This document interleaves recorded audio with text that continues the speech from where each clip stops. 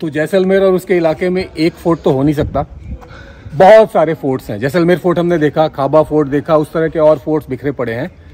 और अभी हम जिस इलाके में खड़े हैं इसको भी आप देख सकते हैं, ये एक फोर्ट ही है, बट ये बहुत अच्छी हालत में है। और इसकी एक कहानी है, वो कहानी मैं आपको इसके बाद बताता हूँ। चलिए, कहाँ थे इस फोर्ट की कहानी पे। A fort built by his father for his son, Maharawal Jawahir Singh जी महाराज, जिन्होंने अपने बेटे की पैदाइश की खुशी में ये फोर्ट बनाना शुरू किया था। आजकल के लोग 10,000 रुपए की एफडी करते हैं।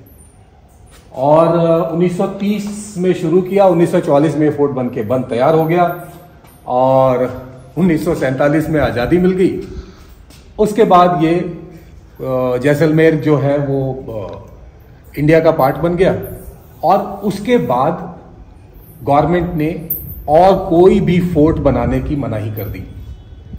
तो इसके बाद, इस जगह के बाद आज तक अब अलाउड ही नहीं है। So that makes it the youngest fort of India, less than just about 80 years old.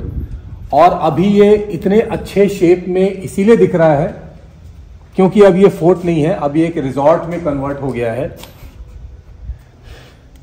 वो जो महाराजा महरवाल जवाहर सिंह जी थे, उनके ग्रैंडसन हैं डॉक्टर जितेंद्र सिंह जी, जिनके नाम पे ये प्रॉपर्टी है। और ये प्रॉपर्टी 1944 में बनने के बाद से लेके यूं ही पड़ी हुई थी, डिके हो रही थी। फिर कोविड के बाद इनको ये आइडिया आया कि इसको एक रिजॉर्ट में कन्वर्ट किया जाए। और अब ये फुल्ली फंक्शनल रिजॉर्ट है। इतने बड़े फोर्ट में, इसके बाद भी है एक क्वाड्रेंगल, इसके बाद भी है, बट इतने बड़े रिजॉर्ट में कुल मिला के 28 या 30 रूम हैं। और आज जहां पे हम खड़े हैं, इसके ठीक 2 दिन बाद ये रिजॉर्ट ओपन होने वाला है। So here we are and here you are at the youngest fort of India, the Mohangarh fort, in the series of forts जो जैसलमेर के चारों तरफ या राजस्थान में जगह जगह पर बिखरे हुए हैं। Amazing, isn't it? तो इसके बाद मैं आपको इस फोर्ट का टूर देता हूं, बट पहले आप एक अच्छी सी चीज देखिए। ये है पुराने जमाने का फैन। यहां पे इसके ब्लेड्स लगते थे और यहां से इससे हवा जनरेट की जाती थी। और इस तरह से नेचुरली उस वक्त इलेक्ट्रिसिटी का इतना लग्जरी तो था नहीं। तो यह है फैन। आपको इस फोर्ट का एक टूर देता हूं। एक्सटर्नली आपको ये पता लग ही रहा होगा, ये फोर्ट की स्ट्रक्चर में है, ये डोम्स बने हुए हैं, ऊपर ये बुर्ज हैं। This is the entry gate. Walking in front of me is the manager. और क्योंकि ये मेंटेन्ड है और अब ये एक रिजॉर्ट है, तो ये बहुत ही अच्छे हालात में है। 28 कमरे बताए थे ना? 26 कमरे। ये है इसका पहला क्वाड्रेंगल, इस गेट से हम आए हैं। ये है connecting arch to the second quadrangle. बड़ी बढ़िया सी कंस्ट्रक्शन है और ये कंस्ट्रक्शन भी नया है और उसके बाद भी मेंटेन्ड है। So this in effect is the second quadrangle. Then moving on to the third and last quadrangle, और वो भी तकरीबन वैसा ही। ऊपर ही आपको कमरे दिखाई दे रहे हैं, सिर्फ 26 कमरे हैं इसमें। और ये एक रिजॉर्ट की तरह अगले कुछ दिनों में शुरू होने वाला है। इंडिया का लास्ट फोर्ट है। अच्छा। उस टाइम से बंद था फोर्ट, शूटिंग के लिए अलाउ करते थे। ओके। ये सब उस टाइम का पुराना का सामान है सब कुछ।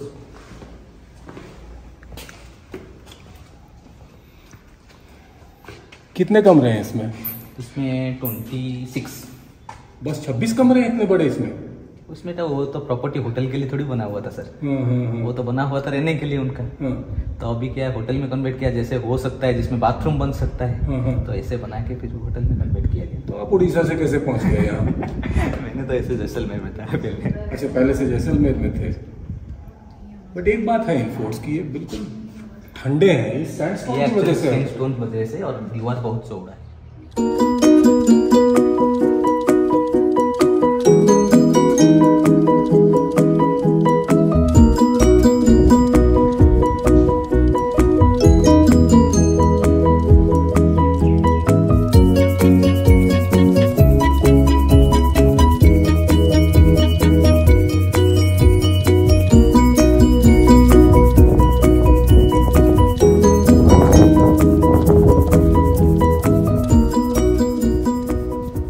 मेंटेन हो जाते हैं, गवर्नमेंट कर देती है, टूरिस्ट आते रहते हैं, अच्छी जगहों पे है वहाँ पे टूरिस्ट। फोर्ट के अलावा भी कई अट्रैक्शंस हैं, बट मोहनगढ़ जैसी छोटी जगह पे I think it is better कि इन फोर्ट्स को रिजॉर्ट्स में कन्वर्ट कर दिया जाए, क्योंकि ये मेंटेनेंस के बिना इन फोर्ट्स की ज़िंदगी बहुत ही थोड़ी सी रह जाती है। So this is Mohangarh fort, the newest fort in India, the last constructed fort in India.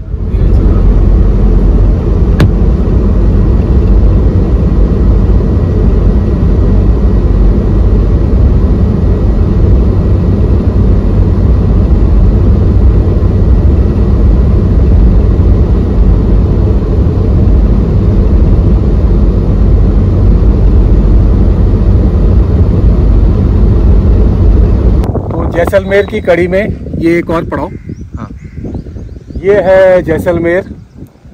हरा भरा पेड़ पौधे, दूर दूर तक ग्रीनरी। और जो कहानी की किताबें आप पढ़ते हो उसमें बताते हैं वहाँ ड्यून्स है, धूल है, ऊंट है, वो सारा कुछ है। बट आज का जैसलमेर ऐसा है, और उसकी वजह को जानना और उसको समझना, मेरे ख्याल से उसके बिना राजस्थान का कोई भी ट्रिप कंप्लीट नहीं हो सकता है। तो चलिए मैं आपको उसकी वजह बताता हूँ। तो आज की जैसलमेर की कहानी इस कलम से लिखी हुई है। ये जो आपके सामने जा रहा है वो है इंदिरा गांधी कैनाल। पंजाब में हरिके जहाँ पे सतलुज और ब्यास का संगम होता है, उसके थोड़ा आगे से ये कैनाल शुरू होता है। 650 किलोमीटर पूरा पंजाब क्रॉस करने के बाद, ये कैनाल आप सारों ने कहीं ना कहीं पंजाब या राजस्थान में ट्रैवल करते हुए देखा होगा। 650 किलोमीटर ट्रैवल करने के बाद पूरा पंजाब, राजस्थान के वो सारे सूखे डिस्ट्रिक्ट, बाड़मेर, जैसलमेर, जोधपुर, बीकानेर और 2-3 और 7 डिस्ट्रिक्ट्स, उनको ट्रैवर्स करता हुआ इस कैनाल की कहानी यहां पर खत्म होती है। यह है इंदिरा गांधी कैनाल का अंत। इनफैक्ट ये इंदिरा गांधी कैनाल भी नहीं था पहले, इसको पहले राजस्थान कैनाल कहते थे।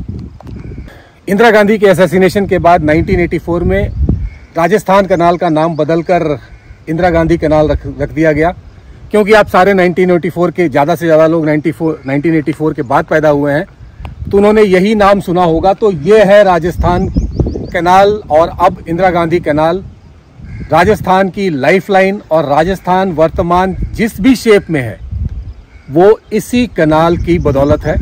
So this is Indira Gandhi canal for you. यहाँ पे ये स्टॉप होती है, और इसके बाद इसके ब्रांचेस जाते हैं, और जहाँ ज़रूरत होती है वहाँ के लिए यहाँ पे पानी छोड़ा जाता है। एक दुखद बात ये भी है कि इस कैनाल में काफ़ी लोग आत्महत्या करते हैं, काफ़ी पशु बह जाते हैं, जिनका शरीर कहीं पे भी नहीं मिलता, वो यहाँ पर आकर जरूर मिल जाता है। So this is Indira Gandhi canal. और ये आप देख लीजिए उसके आसपास का एरिया, जो चारों तरफ ग्रीन है, जितना दिखाई दे रहा है उतना तो ग्रीन है ही, इसके बियॉन्ड भी ये एरिया ऐसा ही है। एंड उसकी वजह सिर्फ और सिर्फ ये कैनाल है। A proud thing for India and makes every Indian proud, isn't it? क्यों? यस। तो फ्रॉम द अदर साइड ये इंदिरा गांधी कैनाल, या इसके पहले की राजस्थान कैनाल, यहाँ पर आके इसको रोक दिया जाता है, और इसके बाद इसके ये ब्रांचेस बने हुए हैं। उस तरफ है मंडाऊ ब्रांच, उसके बाद सागरमल ब्रांच, और इस तरफ शहीद बीरबल शाखा। ये चारों तरफ जो ब्रांचेज हैं उसमें ज़रूरत के मुताबिक पानी छोड़ा जाता है, और इसके आगे की एरिया की सिंचाई होती है। हालांकि अब तकरीबन बॉर्डर एरिया आ गया है, तो इसके आगे का तो ज़्यादा एरिया बचा नहीं है, बट जिंदगी राजस्थान की इसी कैनाल से चलती है। मंडाऊ ब्रांच ये एक नैरो वाटर चैनल है, और इसमें अभी पानी भी कम है, क्योंकि इसके आगे की पानी की रिक्वायरमेंट शायद अभी कम है। गोप शाखा या सागरमल ब्रांच वो है ये जाती हुई, और ये सागरमल एक शहीद है, इनके नाम पर रखा गया है इसका नाम। पर आप अगर यहाँ पे देखेंगे तो ऐसा लगता है कि ये पानी वापस आ रहा है, हालांकि इसकी धार उस तरफ है। वो ऐसा इसलिए है क्योंकि जहां तक ये नैरो हिस्सा है वहां तक काफी गहरा है।